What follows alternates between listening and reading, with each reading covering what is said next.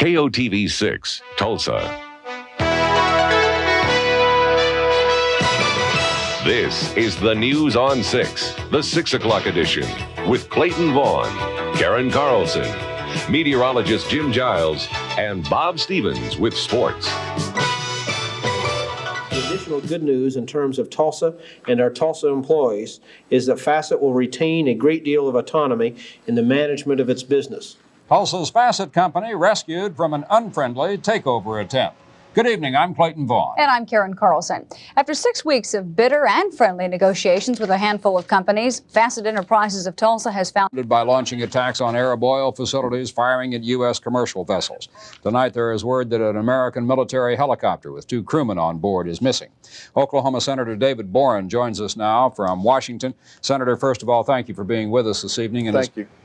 As chairman of the Senate Intelligence Committee, I understand, of course, that you're privy to information that we don't receive, but we have the impression back here in Oklahoma that the administration is just doing everything it can to lay out as much information as it can to the public. The President made a statement today. Carlucci, the Secretary of Defense, has been briefing everyone all day long. Is that really the case? Are we really being told everything? Clayton, I think the public really is being told everything. The information I've been getting, the classified information, tracks exactly with what is being said publicly. We obviously were not out to provoke the Iranians. We were trying to demonstrate to them that they couldn't continue to mine the waters and threaten the lives of Americans and not have to pay a price. And everything that has happened today has been a very limited response to what the Iranians themselves have done. They sent jet fighters in to attack our carrier. They sent that missile-carrying boat in. They sent the 2 frigates. And we didn't start anything. We didn't add to it ourselves. We simply responded to those attacks on American facilities. Senator, that action occurred today in the Strait of Hormuz, which is at the bottom of the yes. Bottleneck at the Persian Gulf. A quarter of a world away is the Gulf of Tonkin, another small body of water. Do you see any similarities in those? Because that has been the fear, I think, that's being expressed by some analysts, that somehow this action here is going to involve us, not perhaps in a Vietnam type of war, but at least in a larger confrontation than the United States would really wish to be involved in. Well, I think, Clayton, all I can say is that I think that all of those in both parties and in the Congress and the White House really don't want that to happen. They're sincere when they say that. I think caution has to be our watchword now. We mustn't be thrown off balance and overreact. And thus far, I think it's a very different situation. What we've been doing has been very measured, very limited. I honestly think that when the Iranians total up all the damage they've suffered today as a result of their own attacks, they're going to back off. I think in the weeks ahead, we're going to have to be more worried about terrorist activities rather than direct military threats. Senator, thank you very much for being with us tonight. We'll check back with you later, of course. Karen? Earlier this evening, Oklahoma's other Senator, Don Nichols, spoke with us about the action in the Gulf. Nichols says the United States will continue to protect interests in the area.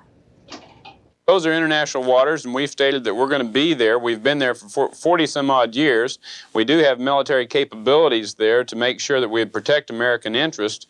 If the Iranians continue to escalate it, but either by mining, putting in more mines, or further attacks with gunships, etc., I think we have significant enough forces to retaliate and make sure that they're not successful. Nichols added that while oil prices may increase due to the tensions in the Gulf, it is, and the former Tulsan's art is being influenced by the spirit of Oklahoma.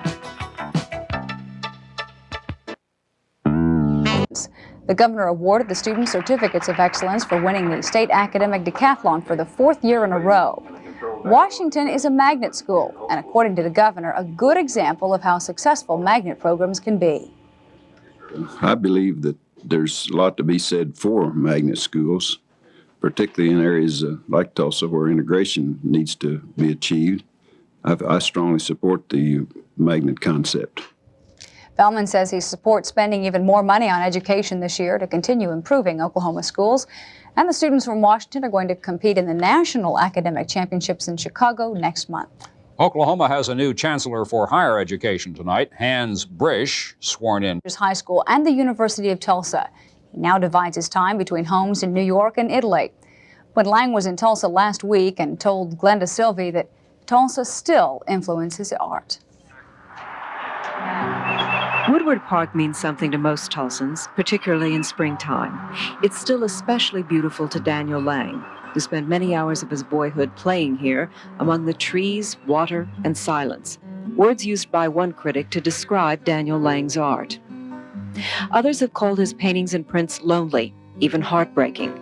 Lang calls them romantic landscapes, full of feeling he can articulate only through painting. Nature is a conduit for me to express my feelings as a human being about many issues and things, not just trees and skies, but those are the instruments I use to talk about other things. So I don't want to paint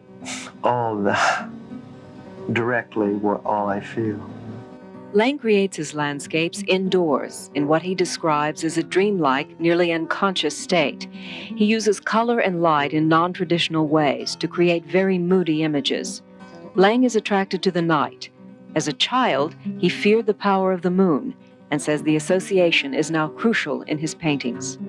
But now, of course, I don't make deals with the moon. I just look at the moon and I realize there's this enormous evocative power for me. And it's a great thing to paint. I think we all feel so much about them, and it hasn't been used very much in painting.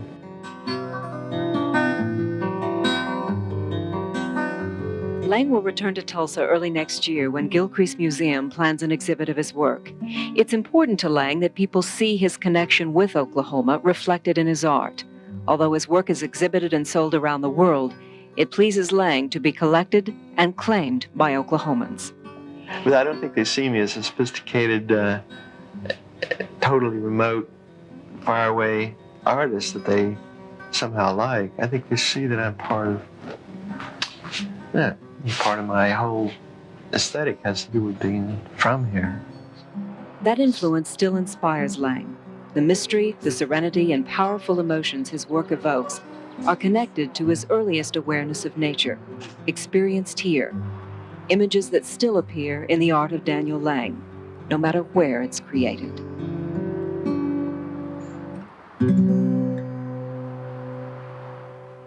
Nice to have folks like that from places like this.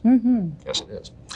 Jim Giles is also here with us this evening with a little drier forecast, I hope, than what we had over the weekend. You bet, yeah. We did get a little rain on Sunday, yeah, and without severe weather, so I think we should be thankful about that. But I have sunshine in the forecast. Stick around.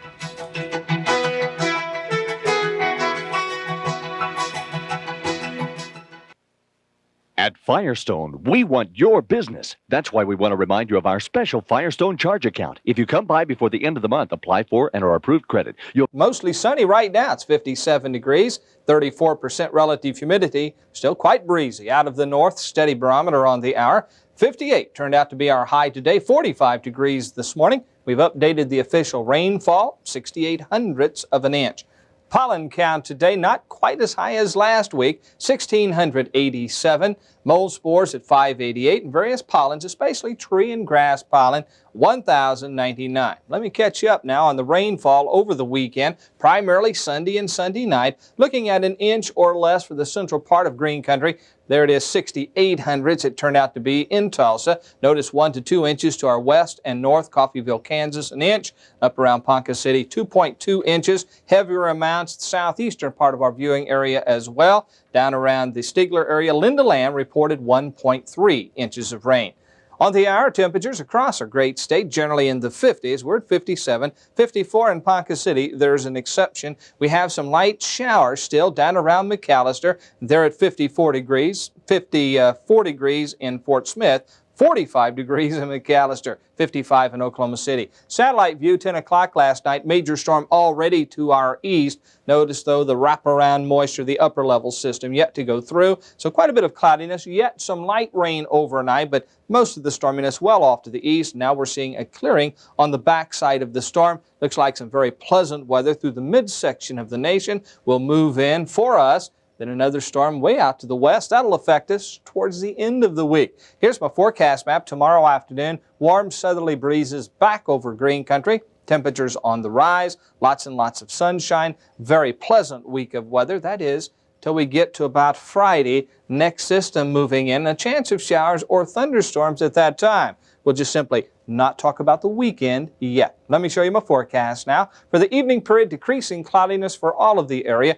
The sprinkles well to our south, down around McAllister, northerly breezes. Our temperatures dropping into the upper 40s, sundown at 8 o'clock. For the overnight period, fair skies. It will be cool. I'm saying 38 degrees for the city, but some mid-30s around the area. And some of the valley locations over northern and eastern Oklahoma could even see a light frost by morning, light northeasterly winds. For tomorrow morning, a jacket will be handy. Chilly for sure, fair skies, maybe even a slight chance of some patchy fog. Mid-40s by 9 o'clock, sunrise is 6:45. Tomorrow afternoon, looking at 70 degrees, mostly sunny skies. There's the southerly winds back, and sun sets tomorrow at 8:01. Outlook for tomorrow, sunny skies and 70. Should make it into the mid-70s on Wednesday. Still lots and lots of sunshine. A few clouds back by Thursday. Moisture gradually working back up over the state. 78 the high on Thursday. And for Friday, at this point, I'll call for scattered showers or thunderstorms. 75 degrees. Good looking weather this week after another rainy weekend.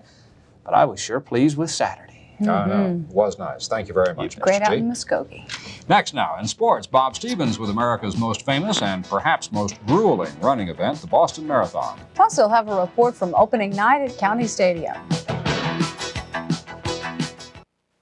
Take a lonesome head of lettuce, a plain old onion with no appeal.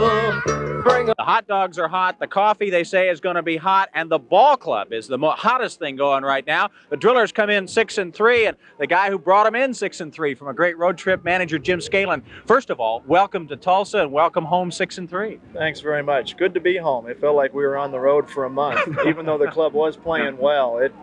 You can only eat in a restaurant so many times without getting tired of it. Yeah, you're home. The ball club is playing well, particularly pitching. You told me down in Florida you thought pitching might carry the ball club for a while, and you've been pitching real well. Yeah, the bullpen especially. The starters have done okay, but not really near what I project them to do, and that's a good sign. We're 6-3 with them not really in their rhythm yet. The bullpen has kind of carried us, and the hitting is starting to come around the last 3 or 4 games especially. Now, hitting fans are going to see some players that you've had before, but they haven't really seen much of here. Gary Alexander was here for just a little bit, but tell us about some of these great hitters. Kevin Reimer is swinging the bat right now as well as I've ever seen him. I had him in Charlotte last year, and he did well. Broke his hand, missed a couple months, but he's on a roll. I mean, lefties, righties, it doesn't matter. He's doing a good job. Kevin Boutte, who was here, is swinging the bat real well. George Threadgill, and the guys I had, Cartaya and Vargas and Glasgow, everybody's doing pretty well, getting a hit or two a game and carrying us through. I'll let you go after that hot dog and get going. Good luck tonight and the rest of the season. Thanks a lot, Bob. Appreciate it. All right, manager Jim Scalen of the Drillers. Again, game time at 7:30. They're playing Shreveport. That's the Giants farm team. Come on down. It's opening night. You ought to enjoy it. Second most important thing going on in sports today, this funny little run they have back in Boston. Now, for somebody like me who doesn't like to run, it's kind of a silly exercise. But, boy, for those of you who do like to run, this is it. This is the big charge of the Boston Marathon. Thousands of runners going at it. And I tell you what, it was really something to watch on a rainy day in Boston. But watch the last 100 yards. Ibrahim Hussein of Kenya passes fellow African Juma Ikanga of Tanzania in the final 100 yards to win it in a time of 2 hours, 8 minutes, and 43 seconds. That's pretty quick to run 26 miles, though not a record. Nobody from the United States in the top 10. Rosa Mota, who's done it before, did it again, 5 minutes faster than the runner-up on the women's side. The other thing they do on Patriots Day in Boston is play baseball. Good Irishman, Pete O'Brien of the Rangers, 2 home runs today. Texas tying the Red Sox. That's right. Hot dogs and Cracker Jacks or something. We love it. Coming up next, we'll be opening up the viewer mail. Tonight's topics include the rising cost of stamps and the price we pay for a long life.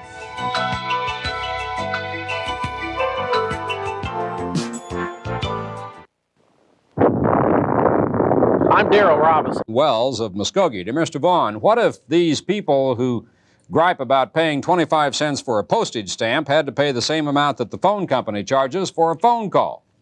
Sure, a local call is free, but for me to call my sister down in Houston, it cost me over $3. For me to write a 4-page letter that takes her less than 10 minutes to read and in which I can say just as much, it only cost me 25 cents. That's cheaper. Besides that, try paying a bill from another state with a phone call.